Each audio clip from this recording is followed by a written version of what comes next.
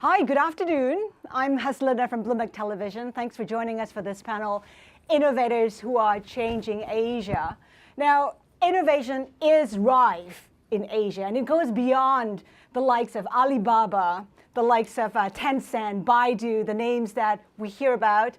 And the reason being, companies in the region are embracing AI, artificial intelligence, augmented reality, facial recognition, IoT, simply because they need to transform themselves, disrupt the respective sectors to tap the potential of a region that's growing between 5 and 6%, a region that's pretty connected.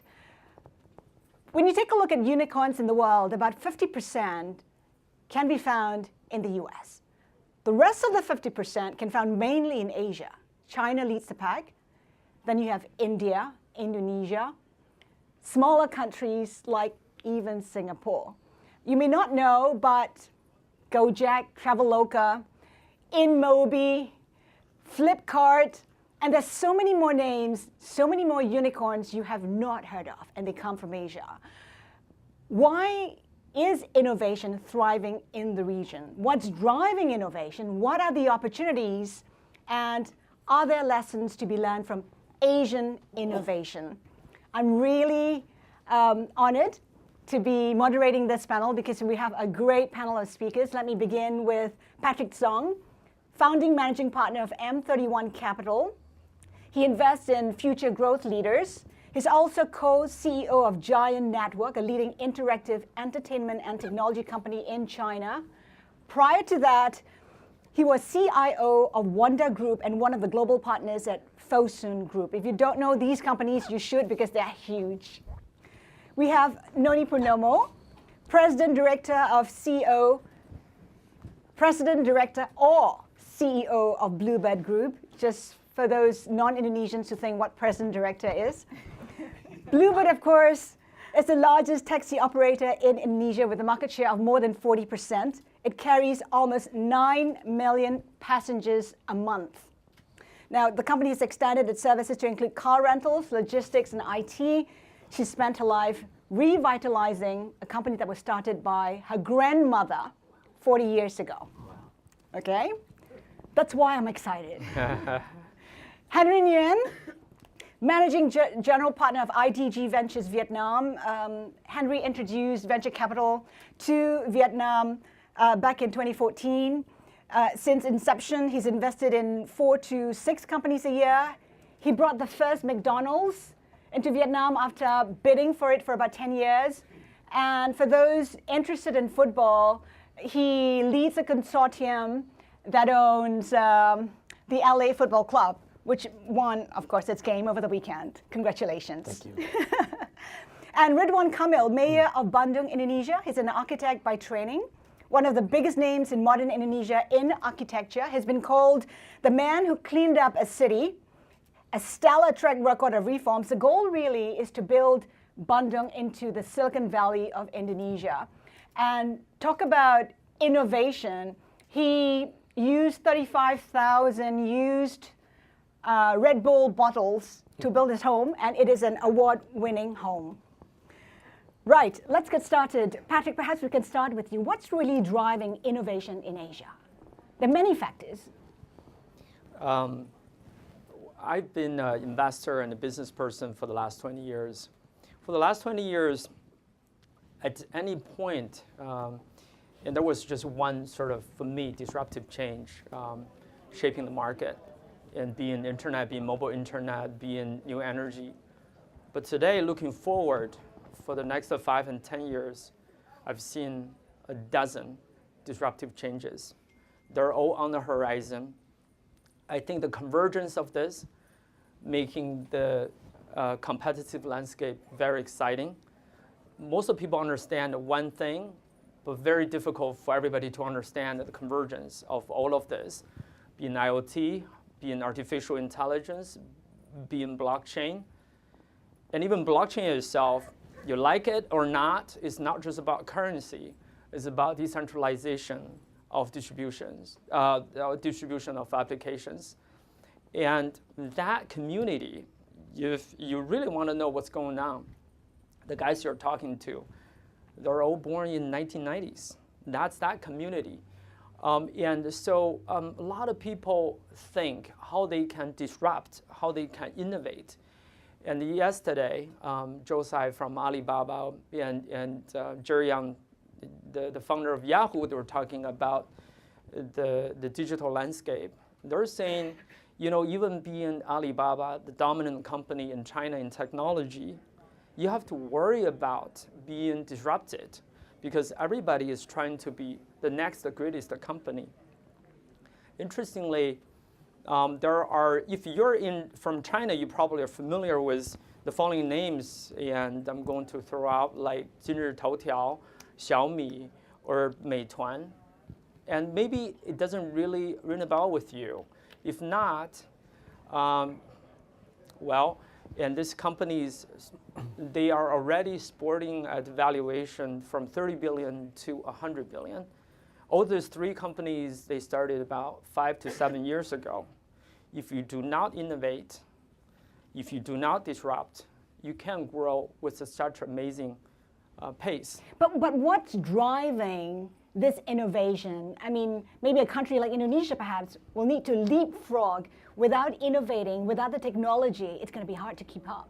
Yeah, so I think there is a good side of lagging behind technology-wise, because then it's like a wake-up call for all of us. So now with the advancement of technology, everybody does not have to go through generation 1, generation 2. We can just leapfrog to the next generation. I mean, most of Indonesians, they don't know the PCs, they only know mobile phones now. They connect through internet through mobile phones. And so on average in Indonesia, I mean, the number of mobile phone users are larger than the population itself. So that means each person have 2 or 3, right? So, and it's 50% of the 260 million people are connected to the internet. So we're talking about 130 million people. So, and so I think that part, so we feel like we have to do something more. So I think that what drive the innovations in Indonesia itself, and also the geography, because we have 17,000 islands, 6,000 inhabited islands. So there's a lot of challenges. So with this new development of digital landscape, it helps with the connectivity, especially for our industry, transportation, logistics. So it helps a lot with that, and I think it boosts the economy through e-commerce as well. So I think that's what drives Indonesia. Ridwan, Patrick talked about the young people born in 1990. You're trying to develop talent within Bandung, because if you want to transform Bandung to be the Silicon Valley of Indonesia, you need the talent to be ready. How are you inculcating that? Yes, I've been a city mayor for almost 5 years now. My city is the capital of West Java. I'm managing 2.5 million people. 60% are millennials. So I'm running the city of youth. Yeah. So I created many facilities for them to make sure the creation, the creativity, innovation also assisted by the government. Yeah. And such as? Like incubation centers, like we have scholarships sending them to good seminars or conference worldwide to make sure they have a strong knowledge. And the last 3 years, I managed to approve the plan to create a new town in the east of my city to focus only for technology-oriented business. We call it Bandung Technopolis. So in the future, I think if you think Indonesia now, we have 250 million population, mobile phone user 300 million. So the country that has more mobile phone than the population. So by setting up the new town dedicated only for technology, I think this is the right way to go for changing Asia and also in the future. And there's been a lot of digital engagement in Bandung, and you're driving that. How successful has that been? Yeah. I mean, bear in mind though, Bandung started very differently. The Bandung today is not the Bandung perhaps 10, 15 years ago. So I think I was an architect professional before I became a mayor. So 2013, I decided to go to take over the city as a mayor. From 2.5 million population, Facebook user 2.3 million. Yeah. So I'm using this digital-oriented society to reform my government, for example. I have been building 400 software the last 5 years to change the way we do public service. Now in my city, you can order a doctor to your homes through apps, for example. I can check the baby weights of my citizen babies every day to make sure all are healthy also through apps. So every problem in the city now has an apps to communicate, to connect, to control. Yeah. Even now I'm training a farmer in my region that they can take order online. Yeah. So this creating a better welfare for them because it shortcut how they commerce, yeah, creating a better situation. So I think in Bandung, technology is really used in a full force by the government like me to make sure we have a new logics in delivering public service. Is it scalable? Because I know that you will be running for governorship. Yeah, in the next 60 days. Good luck. Is it scalable? Do you see yourself? Yes. I think, for example, yeah, I'm using technology to fight corruption. I'm using technology. How are you using technology to fight corruption? For example, I make it all the permit online. So there is no more human meeting human, for example. Yeah. I created for anti-corruption software almost 6 of them. I have a e-budgeting, for example. Now I can track unnecessary budget. Before I become a mayor, there are 5,000 programs, yeah, translated into budget that I cannot check. But with the software, now I can crawling the data and finding any unnecessary program. Last 2 years, I saved $100 million because of the software, for example. So no more corruption in that sense. So by doing this, my government performance in Indonesia jumping from ranking 200 to become ranking #1 the last 2 years. So if I can do this, then I can say, if I become governor, for example, yeah, to the remaining city in my region, just follow and copy the technology reform Bandung. It also can reform the other cities also. Henry, we talk about talent. I mean, for Vietnam, in the case of Vietnam, and a lot of the countries in Asia, the return of overseas nationals plays a big part. Yeah. You're a return overseas national, and that's played a major role in the venture capital scene. Sure. I mean, obviously, some things are about timing, right? When I first got back to Vietnam 17 years ago, I was still early in my career. I obviously was heavily overeducated, but I found my way back to Vietnam, and I didn't intend to stay, but I also didn't have a wife or family yet. So, I was kind of in that window to come to Vietnam, and like I said, I just got involved in more and more things. And then, of course, our firm started in 2004, and when we started making investments, there were 250,000 internet users in Vietnam, and they were still dialing up on 56K modems. I remember our first office, we had to get 2 servers and mix 2 dial-up lines just to be able to at least be somewhat productive in terms of just email and things like that. But, you fast forward to today, and I think this is a universal story, right? Not only are people online, they're mobile, and even in the last 3 years, you have all of this conversion, obviously, onto smart mobile platforms like iOS or Android. So the world is literally at people's pockets and hands today.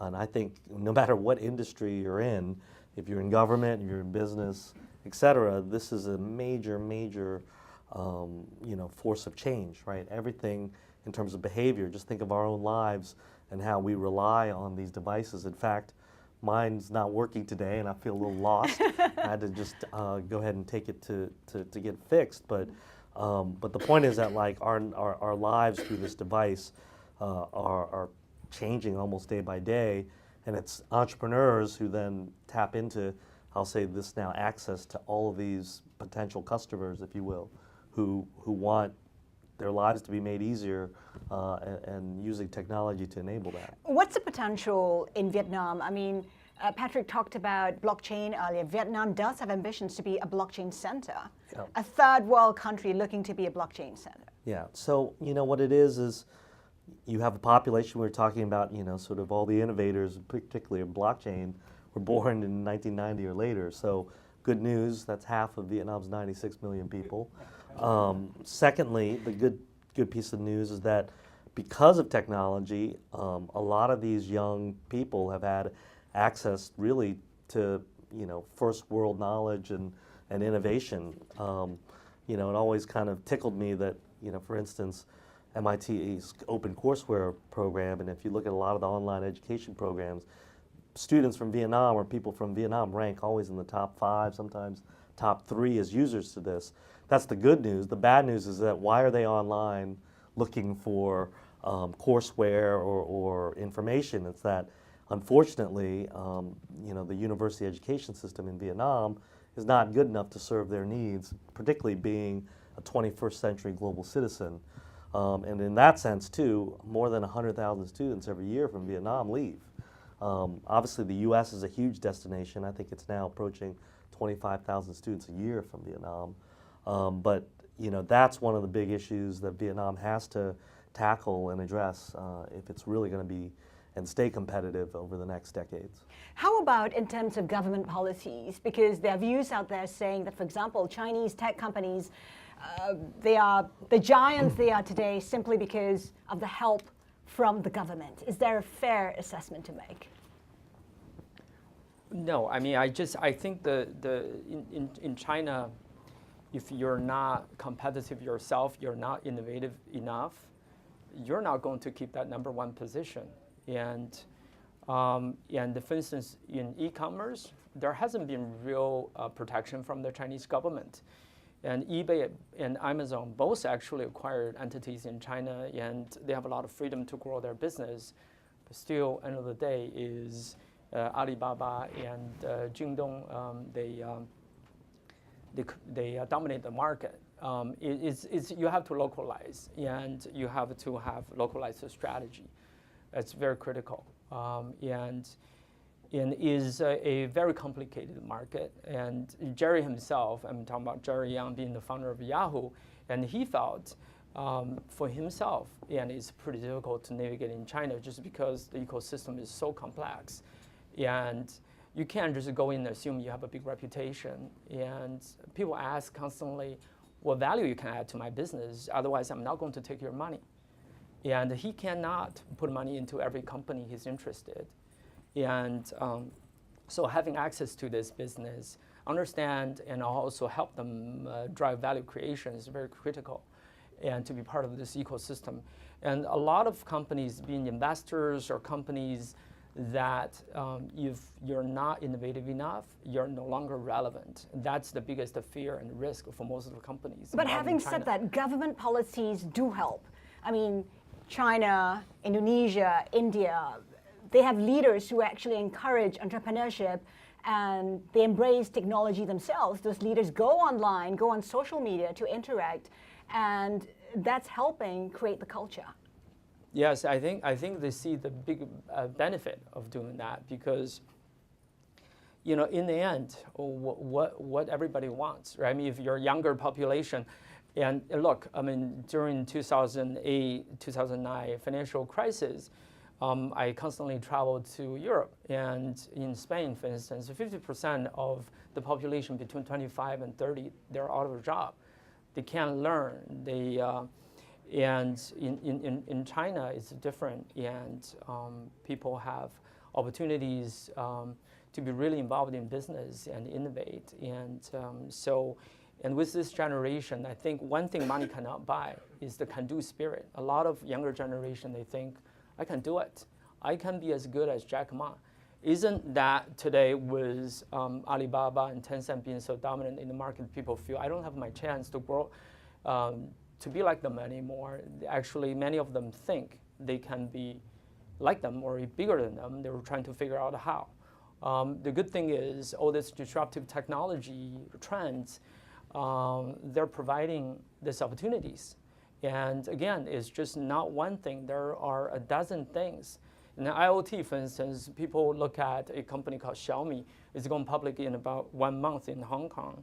And the valuation is from 50 billion to 100 billion. They only started about 7 years ago. They're doing IoT.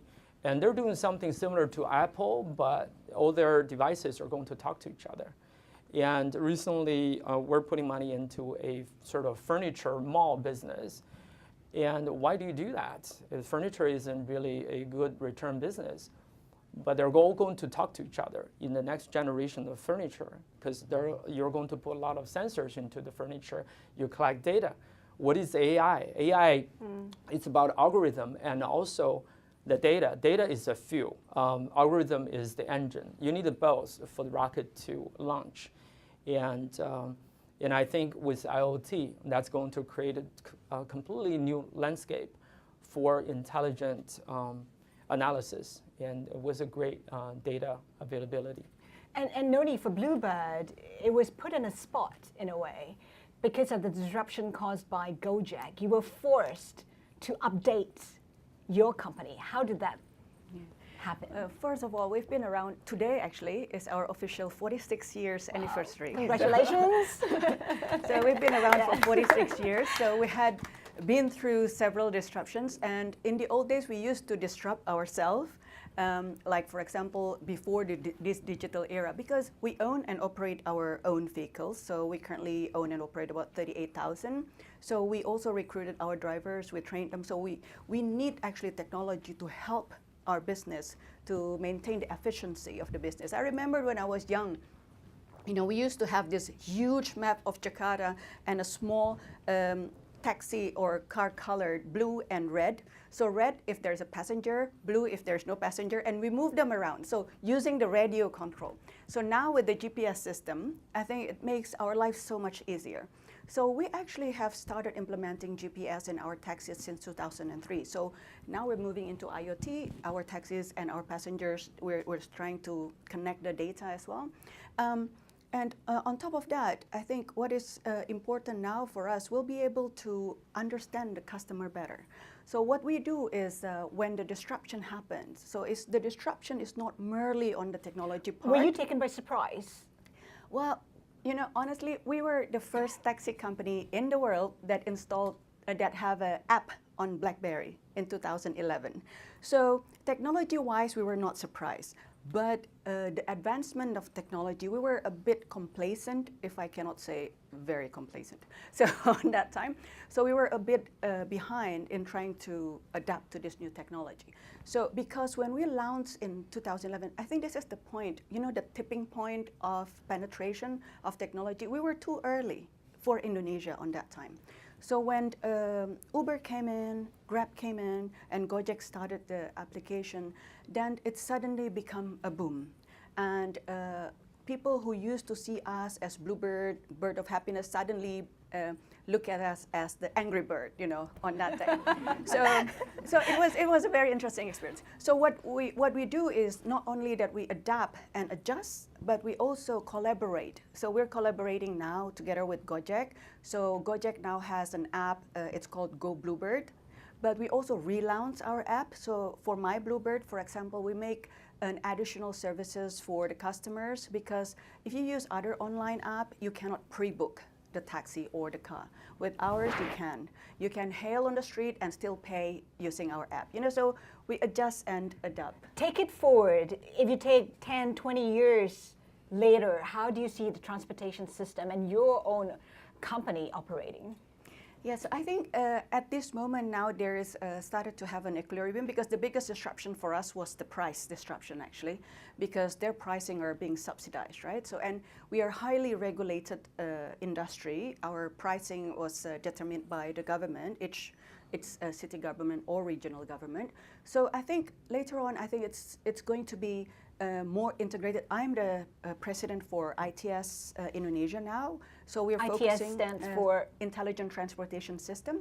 So now we're looking into the possibility of integrating public and non-public transport including the pedestrian. So we're going to take part in the mobility as a service itself. So we're not going to look at ourselves merely as a taxi company or a bus company, but we want to take part in the mobility as a service. So, but I think that should be within 10 years. I think 20 years, I don't know. Nobody knows. I mean, long-term strategy now is 5 years, right? 3 years is long enough already, you know, and then you need to change. That's transportation for Indonesia. Other aspects in Indonesia that will change with the advent of AI? Yes, I think in my experience, for example, I'm observing this trend of changing the technology into how I do service my people.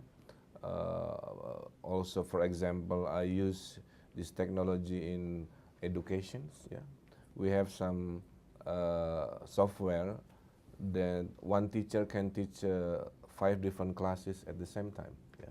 So for me to create very evenly quality of the education, I'm using and rely also to technology today to make sure the whole education in my city also up to the same standard. Yeah. One of the challenges, one of the issues that foreign investors face in Indonesia is the level of education.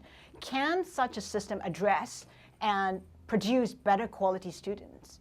Yes, I think because now I'm focusing for the vocational school, for example, yeah, to make sure the workforce in Indonesia is also up to the standard for the need in the industry. But we have some issue, for example, the old curriculum is still doing the old mindset, while the economy and the technology is already further away. So as a leader, every several years I have to review to make sure the quality of education will produce a quality of human capital in Indonesia. Other strategy is in Bandung I created Innovation Center. It's funded by the city budget. So to make sure this facility provided by the government full of technology, so people just come and use the technology. It's super expensive, yeah, to learn and become the entrepreneur in technology also.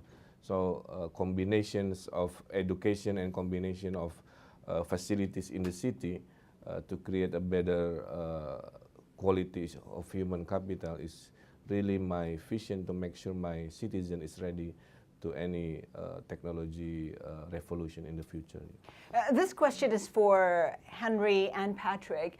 Asians have been called copycatters. You know, when you take a look at Gojek or Grab, they say, you know what? Uber came before those two companies. If you take a look at Meituan, which you mentioned earlier, it is a combination of Yelp and Groupon and perhaps a few others. What are your thoughts on that? Are Asian actually copycatters and scaling, or are they actually innovating? Henry first. No, I think the term itself is slightly pejorative, and I don't think it's fair because, put it this way, we are less developed economies. We're going through a stage of development that maybe, you know, maybe we use the chart at lunch. You know, Vietnam's GDP per capita right now is like the year 1910 in USA, right? We're about a century behind in terms of our economy, earning power, etc. So we're going to go through all the stages of development. And if you're smart, you don't need to reinvent the wheel, right? You need to see how things were developed in another place, and you adapt that to your local market. So I think that's just all natural evolution in economics. I think the innovation is always local market innovation, right? Sure, Uber started out with black cars. They added private cars with UberX, right? Maybe not many people remember that. But Gojek was like, wait a second, you know, we have all of these moto taxis that are usually just individuals, right, with their own motorbikes, and it's incredibly inefficient, right? Because how do I find a customer? Well, I'll just sit on this corner, right? And even as a passenger, you're walking corner to corner and hoping you can find one. So obviously, you know, there's massive innovation that has to occur there, because even just the topography of a bike to a person, you know, pedestrian, and finding each other, that's something different, right?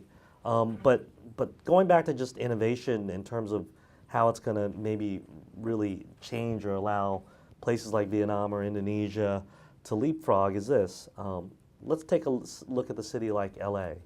This city is built for cars, right? You have if you don't own and operate a car here, you're almost, sort of, I guess I'll say, handicapped, right? But it's not a distant future where we will have autonomous vehicles. And in that sense, then, you could argue that the architecture of this city is now completely all wrong, because we build for cars to be parked 90% plus of their utilizability, right? But in the future, it's probably going to be flipped. A car's going to be on the road, or a vehicle's going to be on the road 90% of the time. So what are you going to do with all these parking spaces and how you've built these cities to handle that, right? Our city innovations can then look at that and say, well, look, mass and public transportation is going to be really important, but how do we really think about the design and the planning of our cities, knowing that there's a future where vehicle ownership and parking vehicles is not going to be a central problem, right? Patrick. So 12 years ago, and when the internet analysts sitting here in the US and looking at the landscape globally, they say American companies driving innovation. Globally, they're looking for copycats of American businesses to be able to appreciate what they do and how bright the future is going to be. So when Baidu went public, and they say this is Google in China. So they had a great day of debut. The stock went up so much, and everybody says, wow, it's just such a great business. We all understand. But people have tremendous difficulty 12 years ago, 14 years ago, to understand Tencent.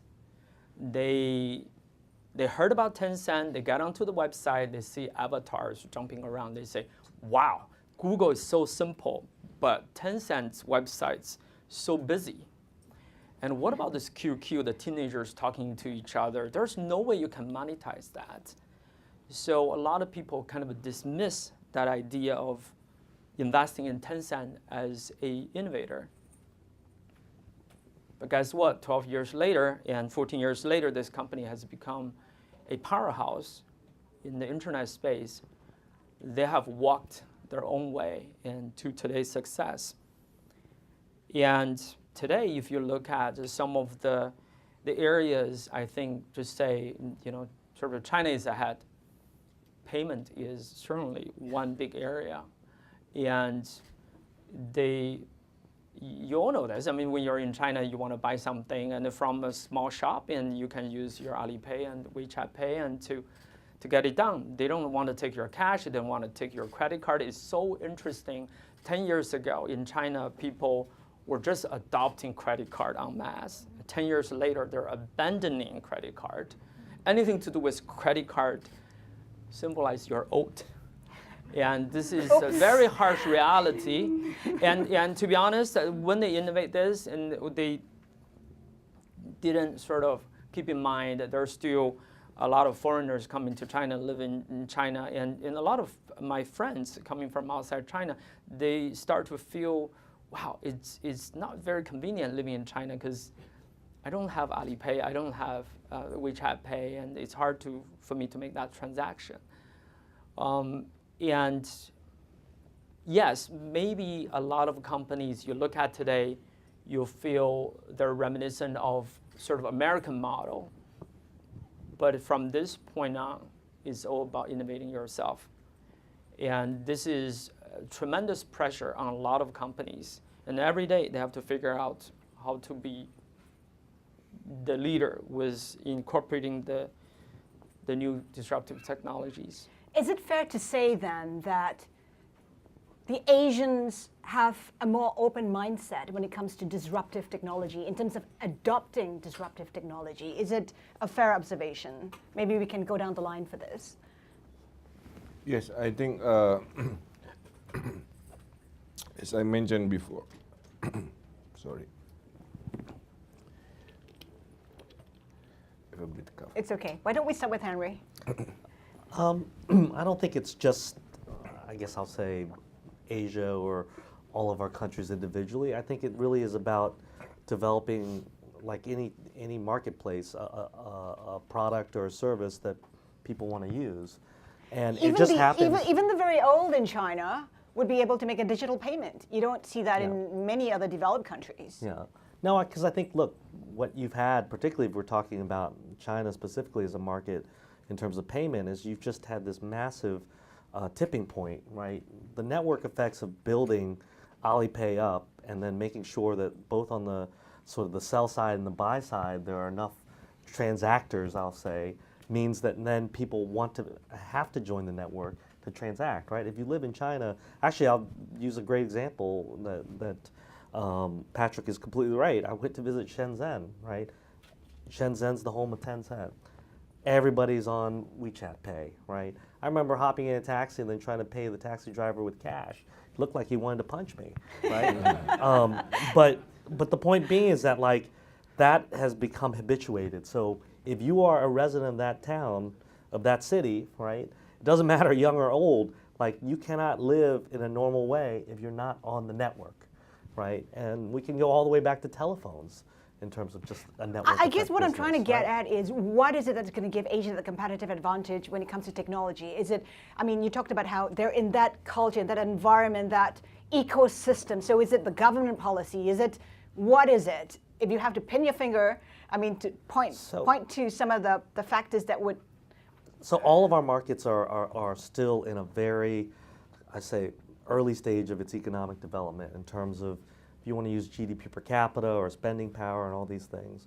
And so people now view technology as a way to accelerate their way up that economic ladder, right? If you're, I guess I'll say in a more developed country in Europe or even here in North America, and your life is pretty good, you're middle class and above, and you may not live in maybe some of the disruptive technology centers, so that disruption kind of bleeds to you more slowly, then yeah, you're not as rapid or an adopter of technology as maybe in our markets where, hey, look, you know what? The number one thing people lust after in Vietnam is getting an iPhone, because once they get an iPhone, they feel they have access to all these other pieces of technology that are going to make their lives better, easier, or help them move up that economic ladder quickly. And what they've discovered is that actually it has. Yes, because today Asian people, especially in Bandung, Indonesia, my city, because they are so connected to the internet and very gadget-oriented society, I observe so many change in the lifestyle and how they do things. For example, now many young generation in my city, they become entrepreneur using the digital commerce. They don't have to own the physical store. They produce whatever, merchandise, handicraft, and they sell it online. Yeah. Now there is another phenomenon which is very interesting. For example, now the housewife, they can sell home foods online also. So they cook as if they cook for the family, but they posted the cooking to the internet, and it relates to the student in the university who wants to have a home cooking, for example. Yeah. So the way technology perceived and adapted in my society, creating so many new opportunities. So I think as a government, I have to really fast in adapting to this change. For example, 4 years ago, I invest $1 million to install the parking meters, but now it's a bit obsolete because you can pay your parking by mobile phone. Yeah? I install hundreds of physical machines that I thought is already sophisticated, but at the end, with Internet of Things and everything, my investment looks a bit, regrets. Yeah? But this is a story and also reflections that in the future the government also has to really understand how this innovation that happened in the private sector will affect my service also to the public. So. Well, from my personal experience, because I'm engaging with a lot of young people in Indonesia, the new startups, and also I'm engaging with the older generation, like the wives of our drivers. So the advancement of technology really helped to boost the economy. Now, as mentioned by Pak Ridwan also, I mean, Indonesians, the young or the old, we're like this kid who's looking at the world as like, oh, it's so excited, you know, it's like, I want to learn about this thing, I want to learn about those things. And the fact that we're still like a blank paper, so we can put whatever we want in there, so we're not constrained by our own like already mature government regulations that regulate the digital. Yeah, there is a plus and minuses to that, but you know, you can still take part of this development together with the government, together with the country.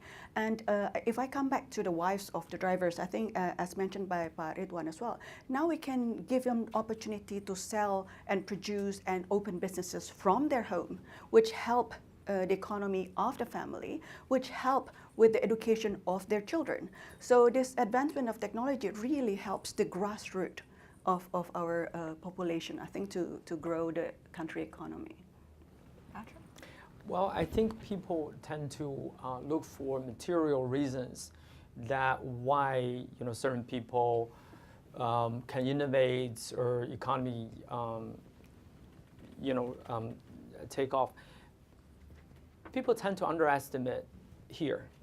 And for most of us, and when we were young, China was very poor. And even you live in the center of Beijing, you're poor. And our life experience for the last 30 years, 40 years been like a stock chart.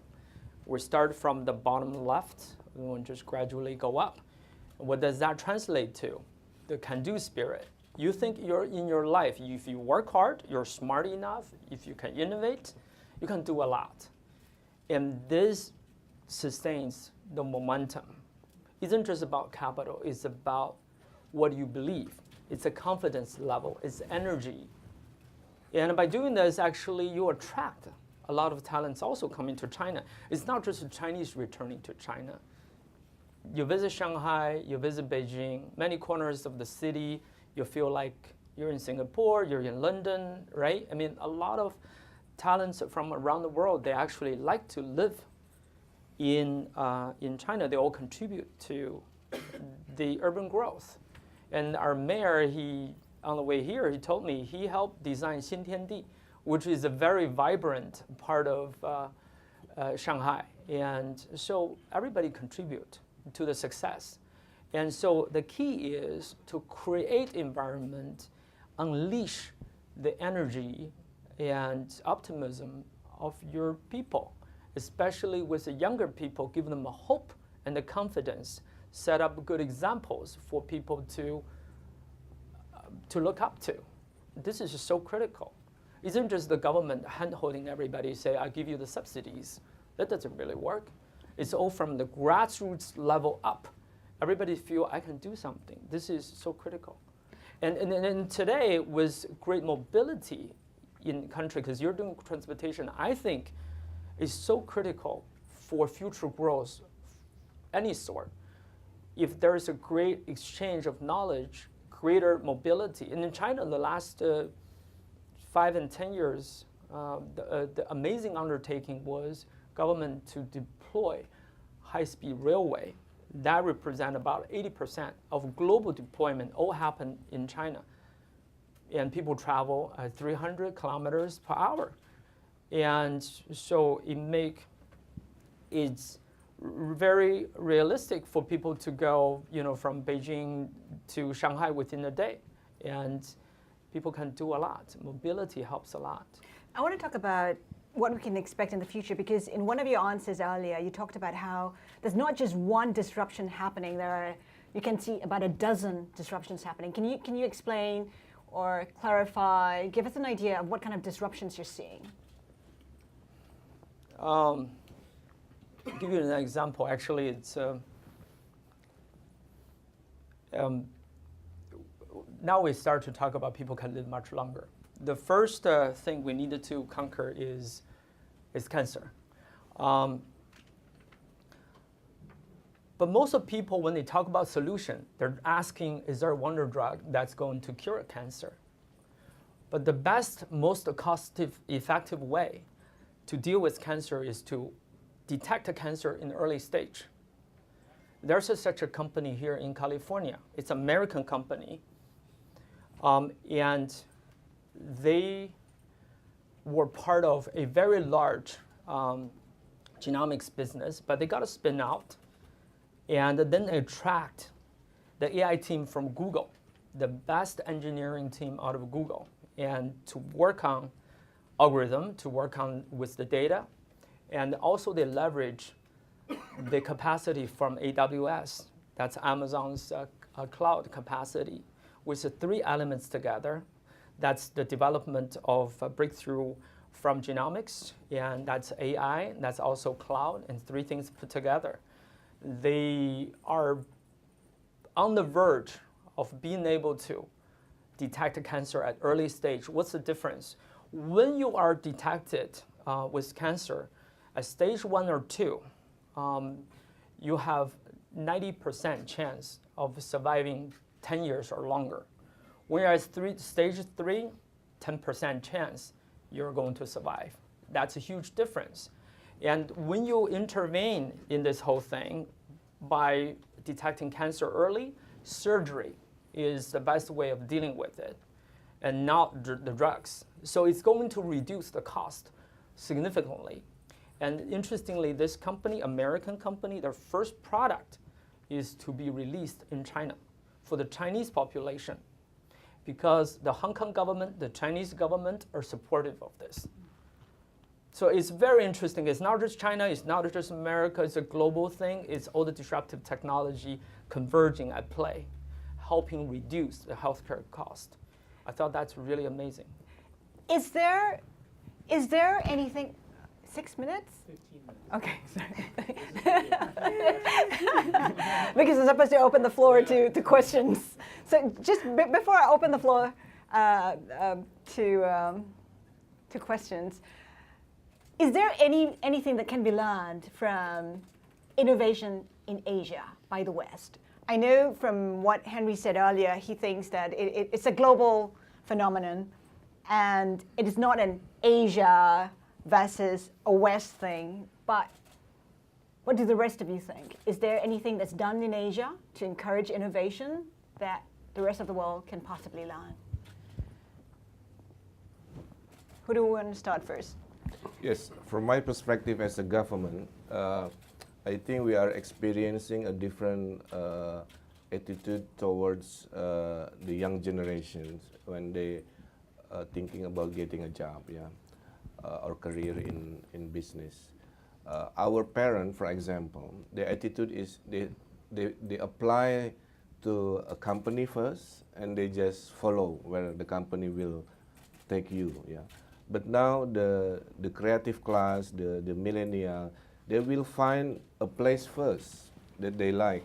So they pick hip cities, they pick a creative society, for example. Then they feel comfortable and they set up their own business. So as a city mayor, for example, attracting world-class talent is my business. So I have to create my city to be comfortable, to be livable, to be walkable, to be lots of cafes, lots of exciting place to have. By having that, then the millennial that related to technology will like to come to my city, for example, in Bandung, and they start their startups and so on and so on. Number 2 is I have to adjust my policy because it's so fast, the changing technology, and I think Bandung is a prime example. I have been building 400 software to reform my government. That could be a story that when the government also has the same responsive as the private sector, because the market is the same, the citizen respond to the private products for their daily business, but for the government is the service. When we have the mindset like the private sector in the same pace, I think the city in Asia will lead in terms of adaptive to the government regulation and also the city quality of life. When do you see Bandung becoming the Silicon Valley of Indonesia? It's not easy because I have to really convince the issue in Indonesia mostly about connection. Mr. Mayor, I'm from California, how to get to your city? That would be the number one question. So, but that connection issue, infrastructure is mainly the domain of the central government. But I think my territory right now is to make sure my city is livable. That's good enough to send a message that come to my city and invest in technology, come to Bandung Technopolis, for example, to tap Indonesian market or to tap for a global market, but using Bandung talent. 2 years ago, I opened $200 million investment company in high-tech company from USA. I said to them, why you choose Bandung? They came up with 3 reasons. Number one, hey, Mr. Mayor, you have world-class quality engineers. Number two, the cost of living is much lower. Number three is your city is more livable. So these 3 qualities attract the American company to set up and open the business in Bandung. So this story tells you that we have to really adjust to this trend from the government perspective. Henry, your thoughts on innovation in Asia? Yeah, you know what has surprised me kind of over the decade plus I've been working and investing in Vietnam is that you know, almost to a T, it's almost the entrepreneurs I meet and the companies I meet, their leadership actually has a very strong civic and social mindedness to their work. You know, I think this is a trend that's now more true with this younger generation. You can call them millennials or whatnot, but I think they're putting that idealism to work, which I think is unique. And I think, you know, if you look like a place like Vietnam, again, people are very driven. The entrepreneurs are very driven of having a business that helps, you know, Vietnam, you know, collectively as a country, but more even just locally in their market of really making a contribution to the community and society. And I find that very heartening. Maybe not all their business plans are always sound, but I think their idealism and they're trying to put it into practice is something that's special that now I do see as a trend from the rest of the world.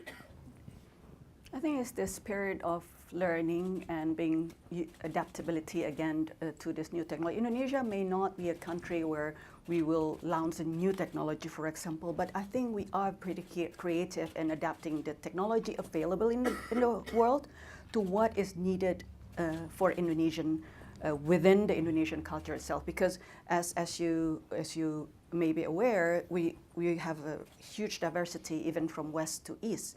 Even the language is different. So I think with the advancement of technology, we are able to adapt to that. And it's not just being creative, but also the willingness to really learn and try again and implement this technology to our need.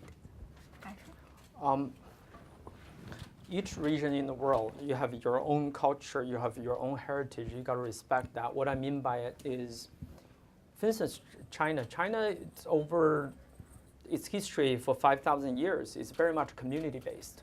So family is the core of all the relationship, your extended family. So that's why, you know, for the Chinese language, there's a different word for, you know, the uncles, older uncle, younger uncle, all that. So what that means is when you develop something, you gotta respect where you came from. So that's why, for instance, video games.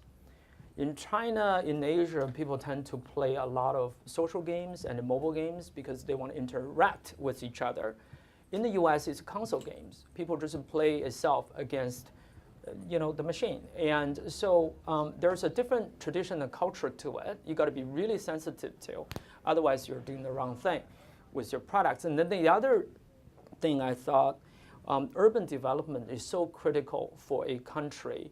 And to start with, Shenzhen, most of you, if you're not from China, you heard about this city's name with the success of Tencent. Now they're building a community of engineers, and attract a lot of people from globally there.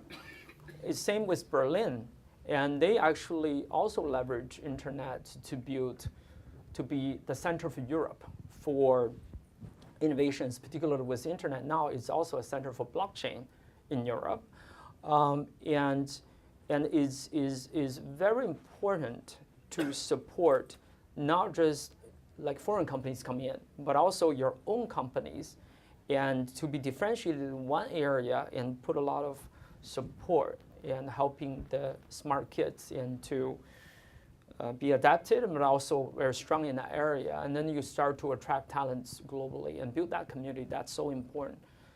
So urban development has been very critical, driving a knowledge-based economy. I have one thing that I would like to add, which I think is pretty unique for Indonesian older generation adaptation to technology. We have what we call avatars.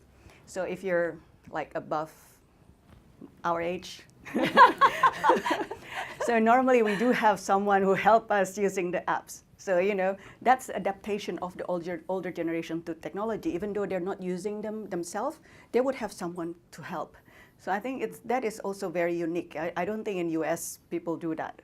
So that's faster adaptation for older generations. We call it voice command. Let's take questions from the floor, please. Say it into the mic, please.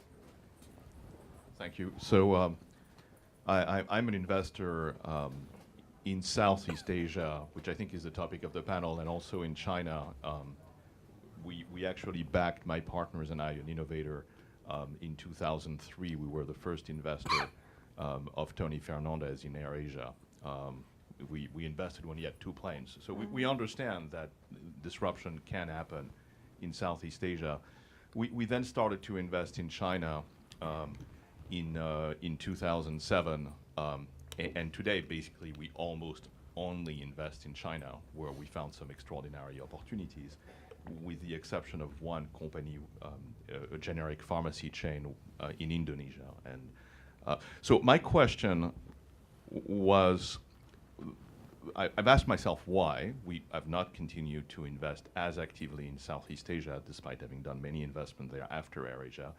And what I found is the big problem is politics and corruption, many other things, the lack of education for the masses and many things like that. I was wondering how close you think we are from technology disrupting politics in countries like Indonesia, like the Philippines, like Malaysia, like Thailand.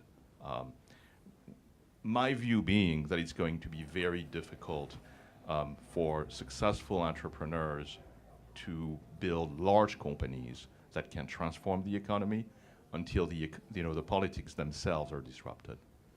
Maybe we can start with Ridwan. Yes, for example, in Indonesia we have 500 cities here, and people like me jumping from comfort zone from professional to be politician is very small number, maybe only 1 to 5%.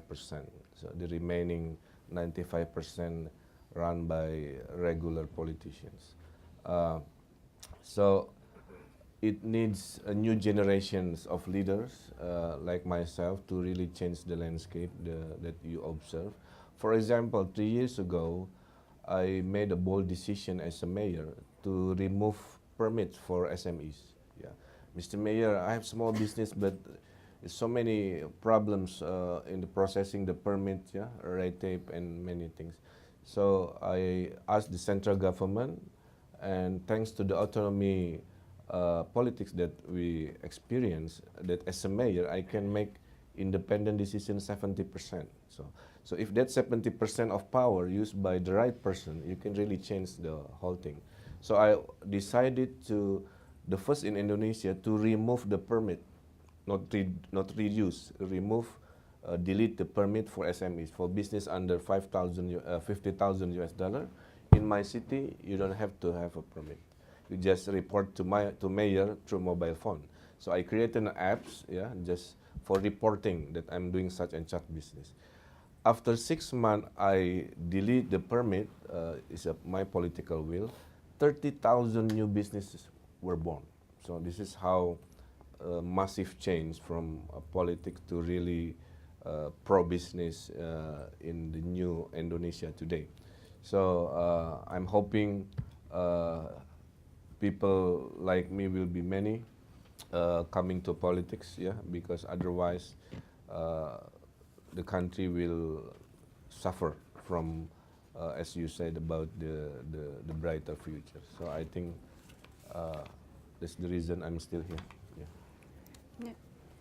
I would add to that. Actually, as a business person, I have already seen the disruption, the technology disrupt the politics, because I have to say it in a politically correct way. But in the old days, you know, it's kind of, as a politician, you don't really need to fulfill every single promises you made. But now, if you don't, people will really inform other people and directly inform you openly that, okay, you promised this, you promised that. I think that by itself is changing the landscape of the politics. So it's more open, it's more transparent. No more questions? Just like, Unfortunately, I've been told that we need to wrap it up, but we can always take the discussion outside. On that note, ladies and gentlemen, please join me in thanking our panelists today. Patrick, Noni, Henry. Very nice to meet Hello, you. nice to meet you.